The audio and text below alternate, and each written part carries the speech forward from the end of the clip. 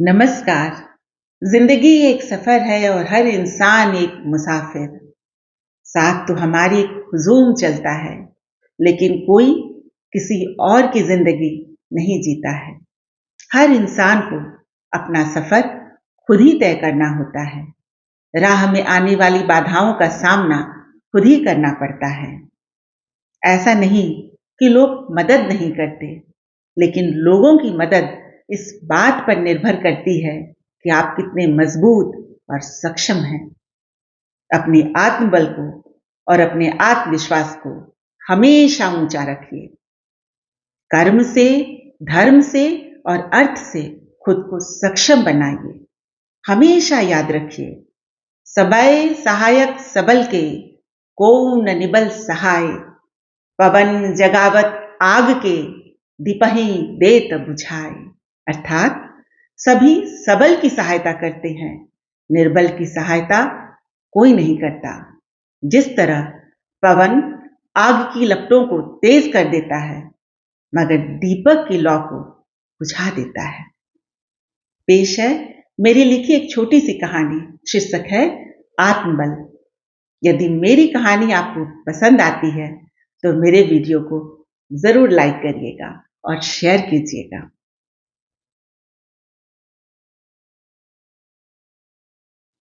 गोरी, लंबी 38 वर्षीय वसुंधरा बेहद खूबसूरत थी और पटना यूनिवर्सिटी के इकोनॉमिक्स डिपार्टमेंट की बहुत ही काबिल प्रोफेसर थी।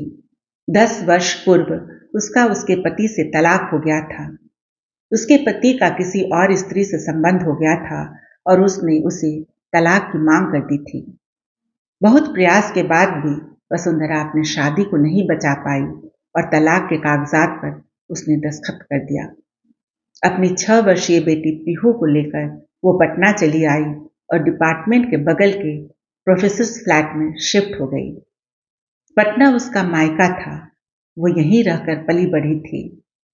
पटना में उसका भाई भी रहता था, स्कूल कॉलेज के दोस्त भी थे।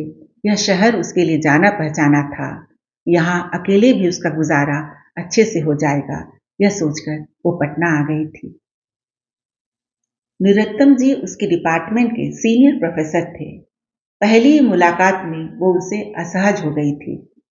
कभी काम के बहाने, कभी मदद के बहाने, कभी डिस्कशन के बहाने वो उसके करीब आ जाते। धीरे धीरे उनकी हिमाकत बढ़ने लगी। वे उसके बदन को छूने लगे, उससे अश्लील बातें करने लगे।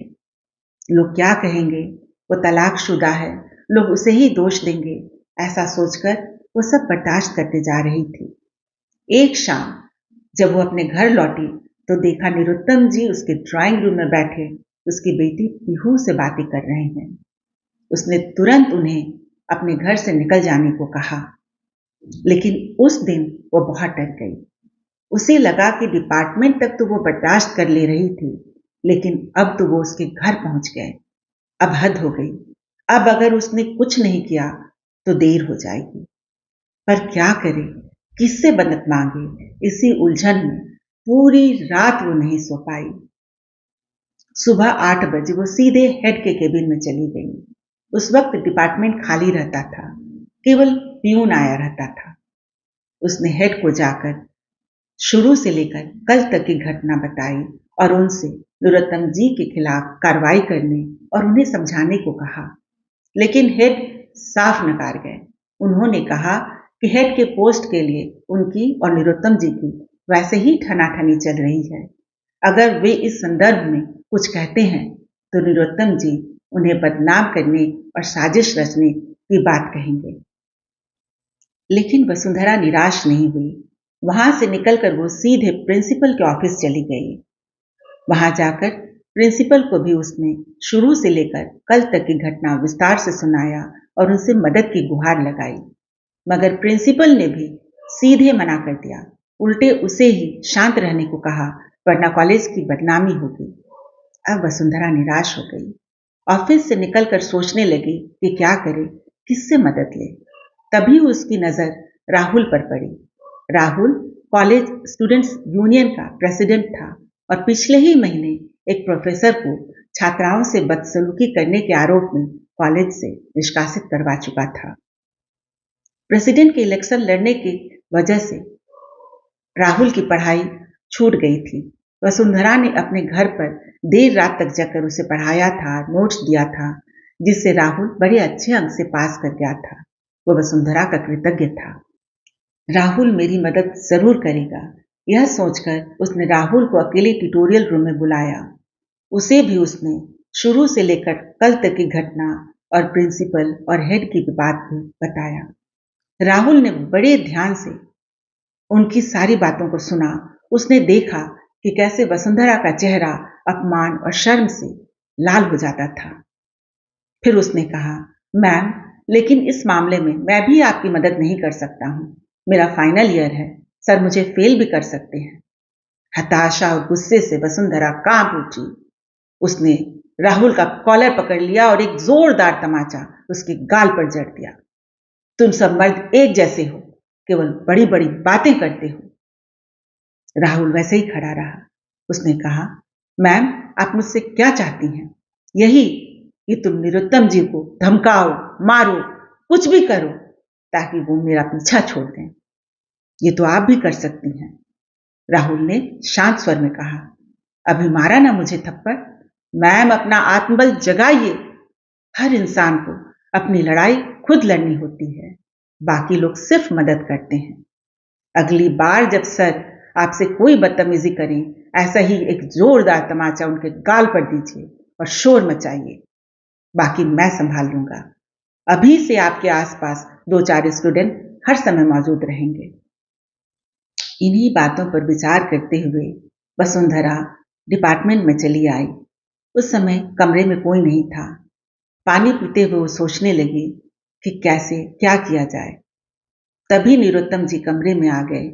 उसने पीठ पर हाथ फेरते हुए वसुंधरा के कमर को पकड़ लिया और कहा, और मैडम, आज शाम का क्या प्रोग्राम है? आवाज के साथ वसुंधरा के हाथ से ग्लास जमीन पर गिर पड़ा। वसुंधरा ने जोर का तमाचा उनके गाल पर जड़ दिया और कॉलर पकड़ते हुए कहा, बताऊं आज शाम का क्या प्रोग्राम है? तभी 2 स्टूडेंट कमरे के अंदर दाखिल हो गए। मैम, कुछ हुआ क्या? सर ने कुछ किया क्या आपको? निरुत्तम जी ने स्टूडेंट को देखा और फिर वसुंधरा को। वसुंधरा ने उनका कॉलर छोड़ दिया। निरुत्तम जी वहां से चले जाने में ही अपनी भलाई समझी। वो कमरे से निकल गए। वसुंधरा ने इशारे से स्टूडेंट्स को जाने को कहा। अपमान की ज्वाला में जलते हुए निरुत्तम जी सीधे हेड के केबिन में पहुंच गए। थप्पड़ मारने वाली घटना को मिर्च मसाला लगाकर उन्हें सुनाया और वसुंधरा के खिलाफ फौरन एक्शन लेने को कहा। हेड ने भी कड़े स्वर में उनसे कहा, आप तो चुप ही रहिए, इसी में आपकी भलाई है। पूरा डिपार्टमेंट आपकी करतूत से वाकिफ है। वहां से निकलकर निरुत्तम जी सीधे प्रिंसिपल के पास पहुंचे। वहां भी थप्पड़ मारने वाली घटना को मिर्च मसाला लगाकर सुनाया और वसुंधरा के खिलाफ एक्शन लेने को कहा। प्रिंसिपल ने भी खरी खोटी सुनाते हुए कहा कि आप सुधर जाइए और याद दिलाया कि कैसे पिछले ही महीने एक प्रोफेसर को इसी संदर्भ में कॉलेज से निष्कासित करना पड़ा था। तिलमिलाए वहां से निकले तो उनकी नजर राहुल पर पड़ी। उन्होंने राहुल को बुलाया, वसुंधरा के खिलाफ खूब भड़काया और थप्पड़ मारने वाली घटना को तोड़ मरोड़ कर सुनाया। राहुल ने उन्हें धमकाते हुए कहा, मैम के आस पास भी अगर आप नजर आए सर, तो कॉलेज तो छोड़िए, मैं आपका शहर छुड़वा दूंगा।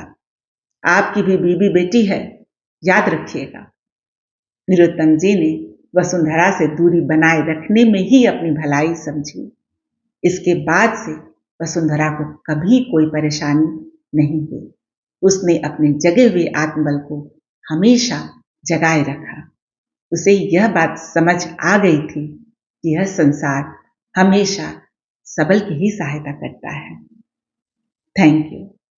मुझे आप मेरे FB और इंस्टाग्राम पर भी फॉलो कर सकते हैं।